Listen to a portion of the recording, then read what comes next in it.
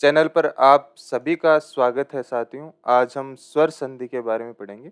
इससे पहले आपने संधि की परिभाषा को समझा।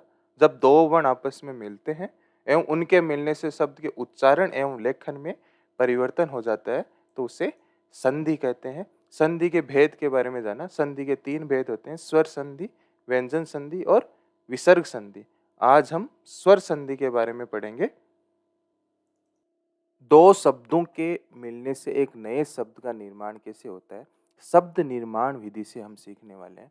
अगर आपने वर्णों के माध्यम से शब्दों की रचना सीख ली तो ये मानकर चलिए कि संधि टॉपिक में आपको कहीं कोई प्रॉब्लम नहीं आने वाली। संधि के कठिन से भी कठिन प्रश्न आप हल कर सकते हैं। स्वर संधि से हम स्टार्ट करते हैं। जब स्वर के साथ किसी स्वर वर्ण का मेल होता है तो उसे स्वर संधि कहते हैं। यानी प्लस का जो चिन्ह है, इसके इधर भी स्वर होना चाहिए और इधर भी स्वर होना चाहिए। स्वर क्या होते हैं? जो मुख से बिना किसी अवरोध के उच्चारित हो। 11 स्वर होते हैं: ए, आ, ई, बड़ी ई, उ, बड़ा उ, ए, ऐ, ओ, औ और री। ये 11 स्वर होते हैं। इन 11 स्वर में से इस तरफ कौन सा स्वर है, इस तरफ कौन सा स्वर है, इस आधार पर स्वर संधि को 5 भागों में बांटा गया: दीर्घ संधि, गुण संधि, वृद्धि संधि, यण संधि, अयादि संधि। जो प्लस का निशान है उसके इस तरफ कौन सा स्वर है, इस तरफ कौन सा स्वर है, इस आधार पर स्वर संधि को 5 भागों में बांटा गया। सबसे पहले हम दीर्घ संधि के बारे में पढ़ते हैं। दीर्घ संधि में 3 कंडीशन है। अगर प्लस के निशान के इधर ए या आ में से कोई एक स्वर हो, प्लस के निशान के इधर भी ए या आ में से कोई एक स्वर हो, तो दोनों मिलकर आ स्वर का निर्माण करेंगे। प्लस के निशान के इधर ई या बड़ी ई में से कोई एक हो, प्लस के निशान के इधर ई या बड़ी ई में से कोई एक हो, तो दोनों मिलकर बड़ी ई का निर्माण करेंगे। ऐसे ही प्लस के निशान के इधर ऊ या बड़े ऊ में से कोई एक हो, प्लस के निशान के इधर ऊ या बड़े ऊ में से कोई एक हो, तो दोनों मिलकर बड़े ऊ का निर्माण करेंगे। ये 3 कंडीशन आपके दीर्घ संधि में दी है। उदाहरण से समझते हैं। हिम और आल्य 2 शब्द है आपके पास में। आल्य शब्द में आप देख रहे हैं कि आ स्वर से प्रारंभ हो रहा है, लेकिन प्लस के निशान के इधर हिम लिखा हुआ है, इसमें आप देख रहे हैं कि मैं है। लेकिन मैंने आपको बताया कि जितने भी व्यंजन होते हैं, इससे पिछले वीडियो में मैंने अच्छे से आपको समझाया है कि जितने भी व्यंजन होते हैं वे स्वरों की सहायता से बने हुए होते हैं। अगर क व्यंजन को मैं विभाजित करूं तो इसको क, हलंत और ए में विभाजित कर सकता हूं।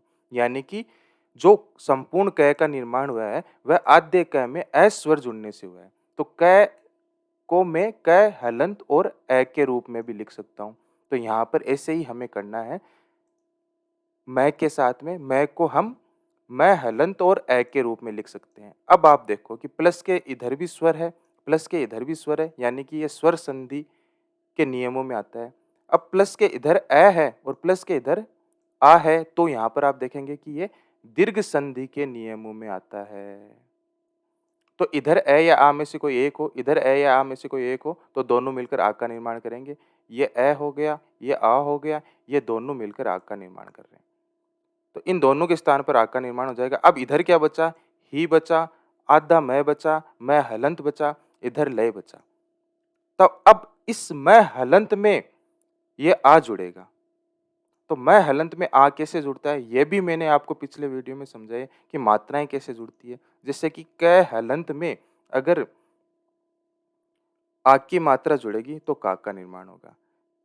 ऐसे ही मैं हलंत में अगर आ की मात्रा जुड़ेगी तो मां का निर्माण होगा। हिमालय शब्द का निर्माण हो गया। ऐसे ही अधि और इक्षक 2 शब्द हैं। इसमें आपने देखा कि प्लस के इधर अधि है, अधि को मैंने ध हलंत और ई के रूप में लिख दिया। ध में से ई की मात्रा अलग कर दी, इधर इक्षक का ई मैंने अलग रख दिया। अब आप देख रहे हैं कि प्लस के इधर ई है, प्लस के इधर ई है, प्लस के इधर कोई सी भी ई हो, प्लस के इधर भी कोई ई हो, तो दोनों मिलकर क्या करेंगे? बड़ी ई का निर्माण करेंगे। तो इन दोनों के स्थान पर मैं क्या लिख देता हूँ? ये बड़ी ई लिख देता हूँ। अब इधर क्या बचा? ए बचा और ध हलंत बचा। ध हलंत में बड़ी ई की मात्रा लगेगी। कैसे लगेगी? धी का निर्माण हो जाएगा। आगे श और क मैं ऐसे कैसे लिख देता हूँ? तो ये अधिक्षक शब्द का निर्माण हो गया। ऐसे ही भानुदय शब्द का निर्माण कैसे होता है देखते हैं। भानु एक शब्द है, उदय एक शब्द है। भानु शब्द में नू के अंदर न हलंत में मैंने ऊ स्वर को अलग कर लिया, इधर उदय का ऊ अलग कर लिख दिया। अब आप देख रहे हैं कि दो ऊ मिलकर बड़े ऊ का निर्माण करते हैं, दीर्घ संधि का नियम है। अब ये बड़े ऊ की मात्रा इस न हलंत में लगेगी तो भानुदय शब्द का निर्माण हो जाएगा। आज के वीडियो में हम दीर्घ संधि के बारे में पढ़ेंगे। ऐसे ही नेक्स्ट वीडियो में गुण संधि के बारे में पढ़ेंगे। संधि को पार्ट्स में डिवाइड करके पढ़ेंगे। इस चैनल से जुड़े रहने के लिए चैनल को सब्सक्राइब जरूर कीजिए। दीर्घ संधि के नियमों से आपने शब्दों का निर्माण करना सीखा।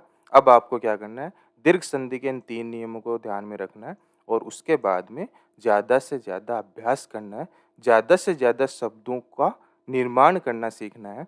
जैसे कि स्वाभिमान एक शब्द है, स्वाभिमान शब्द में आप देखेंगे कि स्व और अभिमान से स्वाभिमान बना है। कैसे बना है? आपको क्या करना है, नियमों को ध्यान में रखना है, नियमों को यहाँ पर अप्लाई करना है। स्व शब्द में आप देखेंगे कि वह है, ये वह हलंत और ऐ से मिलकर बना हुआ है। इधर ए हो गया और इधर भी ए हो गया, दो ए मिलकर आ का निर्माण करेंगे। ये आ इस वह हलंत में जुड़ेगा तो स्वाभिमान शब्द का निर्माण होगा। ऐसे ही देव में भी आपने देखा कि वह है, वह हलंत और ऐसे बना हुआ है। ए और आ मिलकर आ का निर्माण करेंगे। ये आ की मात्रा वह हलंत में जुड़ने पर वाक का निर्माण होगा और ये देवालय का निर्माण हो जाएगा। ऐसे ही पूरा अवशेष में आप देखेंगे र के अंदर आ की मात्रा है तो इधर आ है और इधर ए है, आ और ए मिलकर आ का निर्माण करेंगे, पूरा अवशेष शब्द का निर्माण हो जाएगा। अधिक्षक में आपने देखा कि ध के अंदर ई की मात्रा लगी हुई है तो इधर ये छोटी ई है और इधर आप देखेंगे इक्षक में बड़ी ई है, छोटी ई और बड़ी ई मिलकर बड़ी ई का निर्माण करेंगे और यह अधिक्षक शब्द का निर्माण हो जाएगा। सतीश में आप देख रहे हैं कि सती में तय हलंत और बड़ी ई है, बड़ी ई और बड़ी ई मिलकर बड़ी ई का निर्माण करेंगे और सतीश शब्द का निर्माण हो जाएगा। वधुलास में आप देखेंगे ध हलंत और ऊ में विभाजित कर सकते हैं।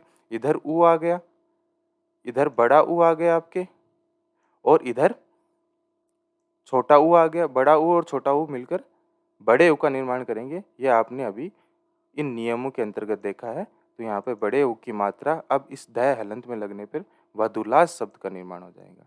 जो नियम आपने पढ़े इन नियमों का आपको ज़्यादा से ज़्यादा अभ्यास करना है, ज़्यादा से ज़्यादा एग्जाम्पल्स को सोल्व करना है। क्वेश्चन से अभ्यास करते हैं। विधु प्लस उदय से किस शब्द का निर्माण होगा, बताओ। अब आप यहाँ पर देख रहे हैं कि प्लस के इधर ऊ स्वर है, प्लस के इधर धू लिखा हुआ है। धू को मैंने क्या किया, इसको विभाजित कर दिया। ध, एक तो ये माउस से अच्छे से लिखा भी नहीं जाता, और ऊ से।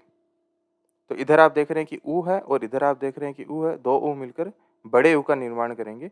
तो बड़े ऊ का निर्माण करने पर यह बड़ा ऊ अब इस ध में लगेगा।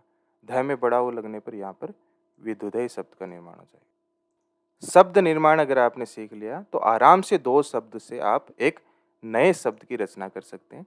दूसरा क्वेश्चन देखते हैं। देवालय शब्द का सही संधि विच्छेद क्या होगा। अब यहाँ पर शब्द दे दिया लेकिन ऑप्शन में तो अपने पास संधि विच्छेद है ना, ऑप्शन से अपन अंदाजा लगाएंगे इस क्वेश्चन का आंसर क्या होगा। तो आप पहले ऑप्शन में देखिए कि देव और अलय लिखा हुआ है यहाँ पर। तो आप जानते हैं कि अलय कोई शब्द नहीं होता, आलय शब्द होता है। तो यहाँ पर ये गलत हो गया। देव और लय, देव और लय में आप देख रहे हैं कि यहाँ पर तो अ है लेकिन यहाँ पर लय है, कोई संधि के नियम की पालना नहीं हो रही, तो यहाँ पर यह गलत हो गया। देवा कोई शब्द नहीं होता तो यहाँ पर यह भी गलत हो गया। इससे आप करके देखेंगे तो आप यहाँ पर देखेंगे वह में वह हलंत और ए के रूप में लिख लिया। इधर ये अ हो गया और इधर आ हो गया। ए और आ मिलकर आग का निर्माण करेंगे। ये आ इस वह हलंत में जुड़ने पर वाक का निर्माण होगा और ये देवालय शब्द का निर्माण होगा। फोर्थ ऑप्शन से आप देखेंगे कि दीर्घ संधि का नियम अप्लाई करने पर देवालय शब्द का निर्माण हो रहा है। तो आपके फोर्थ ऑप्शन यहाँ पर सही हो गया। नेक्स्ट क्वेश्चन के बारे में बात करते हैं। अतीत शब्द का सही संधि विच्छेद होगा।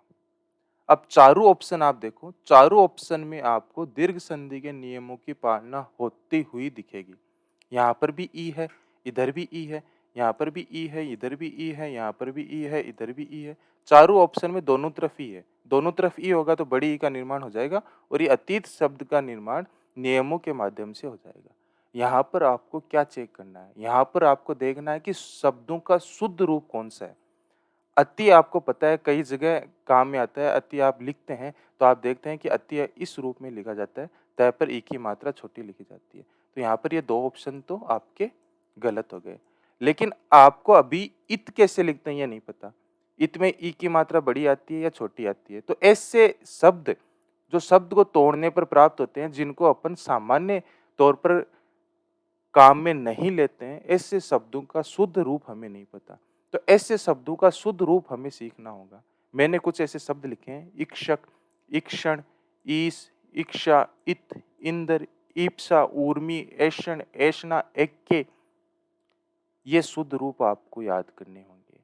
अब जैसे आपने यहाँ पर इत का ये रूप देख लिया कि इत इस तरह लिखा जाता है, तो यहाँ पर ये 4th ऑप्शन सही हो गया। अब जैसे प्रतीत शब्द भी आ गया, तब उसमें भी आपको संधि विच्छेद पूछा, तो प्रति प्लस इत में आप यही इत करेंगे।